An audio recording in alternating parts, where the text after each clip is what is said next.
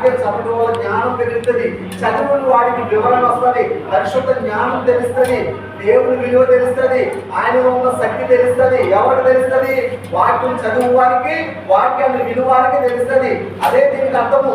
పన్న మీద నీ పునాది ఉంటే నువ్వు వాక్యాన్ని వింటావు. నువ్వు ఇసుక మీద నీ ఇల్లు కట్టి ఉన్నదంటే నువ్వు వాక్యానికి లోపడవు, దేవుని సేవకుడి మాటలకు లోపడవు. ఆయన సేవకులు చెప్పే మాటలు నీ చెవులోకి వెళ్ళవు. నువ్వు ఇచ్చేవాడు వింటావు, ఈ చెవి ద్వారా విడిచిపెడతావు. అని ఇంకా ఉంటే ఏమవుతుంది? అపవాది చెత్తకొచ్చి నిన్ను ఇబ్బందులు పాలు చేస్తుంది. చూడండి, వానలు వస్తాయి, వరదలు వస్తాయి, ప్రాబ్లమ్స్ వస్తాయి, ఇబ్బందులు వస్తాయి, ఇరుకులు వస్తాయి. వీటన్నిటిని మనం జయించాలంటే మనం ఎలా ఉండాలంట? బుద్ధి కలిగి ఉండాలి, జ్ఞానం కలిగి ఉండాలి. ఆ జ్ఞానం మనకు రావాలి అంటే ఏమనాలి? పరిశుద్ధ వాక్యాన్ని వినాలి. ఆ విన్న వాక్యాన్ని హృదయంలో నెమరు వేసుకోవాలి.